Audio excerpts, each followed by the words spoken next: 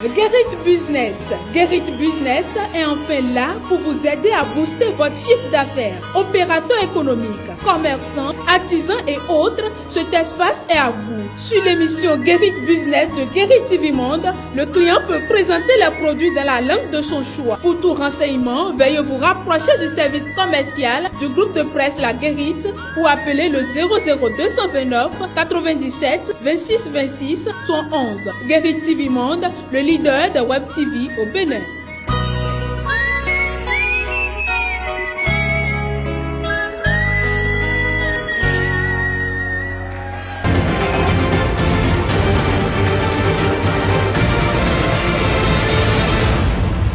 Guérit TV Monde, le leader des Web TV au Bénin. Mesdames et messieurs, bonsoir. Merci de prendre le rendez-vous de cette édition sur Guérit TV Monde. Nous sommes mercredi 22 mai 2019. Le lundi 27 mai prochain va démarrer la phase écrite de l'examen du brevet d'études du premier cycle BEPC sur l'ensemble du territoire béninois. Quelques jours avant le démarrage du dit examen, Guérit TV Monde est allé faire le constat que voici dans certaines écoles de la ville de Cotonou. À quelques jours du démarrage du BEPC, enseignants et candidats s'artèlent pour sa réussite. Dans presque tous les collèges de Cotonou, les programmes sont achevés. Jusqu'à la date 3 mai, tout le monde a fini le programme, ce qui a fait que les examens blancs ont pris en compte toutes les notions. Depuis le 13 mai, nous avons démarrer les révisions comme cela se doit. Je me sens prête pour l'examen le lundi. On a déjà tout terminé. Actuellement, on est en période de révision. On note tout de même un manque de conscience chez certains apprenants. Les élèves sont ce qu'ils sont aujourd'hui. Vous voyez un peu, il y a un peu de laisser aller. Ils ne sont pas conscients de ce qu'ils vont à un examen. Il y en a, je crois que c'est de la paresse. Jusqu'à maintenant, il y a même une de mes camarades qui n'a pas encore pris son cahier d'histoire géo pour réviser.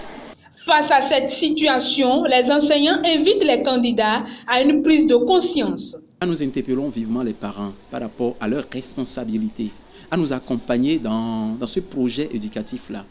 Dans l'Ouémé, en saison pluvieuse, il est difficile de quitter le quartier d'Anto pour le boulevard du Cinquantenaire en passant par Bodjer. Nous sommes bien évidemment à Porto Novo, la ville capitale. Cette situation est due à l'état de dégradation très avancé dans lequel se trouve le tronçon. Les images. La saison pluvieuse. Période propice de calvaire pour les usagers et riverains des voies secondaires dans le département de l'Ouémé. C'est le cas du tronçon partant du quartier Gbenkoé et qui rallie plusieurs localités des communes de Porto Novo et Apro Miserete. Cette voie particulièrement, c'est une voie qui a connu sa dégradation dès qu'on a commencé les travaux de la voie qui met de boulevard Jassin jusqu'à Miserete.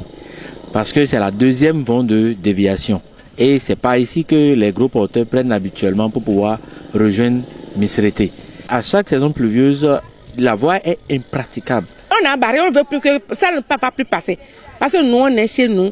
Il ne faudrait pas qu'on soit inondé. Impuissants face à la situation, les populations adressent. Toutes les voies qui nous entourent là sont remblayées, contraintes tous les citoyens de la même manière. Nous demandons à la mairie de Porto Novo d'envoyer quelques voyageurs de sable ici pour pouvoir refaire la voie.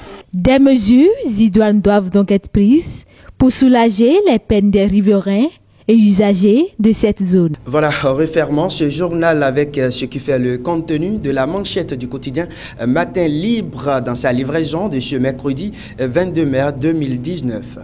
Après l'installation de la 8e législature à l'Assemblée nationale, l'élection du président Louis Vlavonou ainsi que les autres membres du bureau et des présidents des commissions, des polémiques subsistent toujours.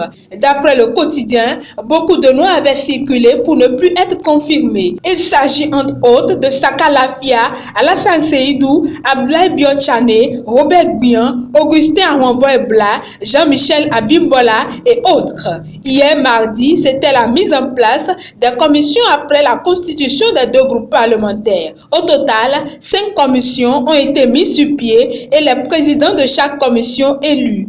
Mais en attendant, l'impression qui se dégage après toutes ces désignations, c'est quelque chose qui n'a pas marché, rapporte le quotidien. Mesdames et messieurs, c'est la fin de ce journal, un journal qui a été préparé par l'ensemble de la rédaction. Merci à vous et bonsoir.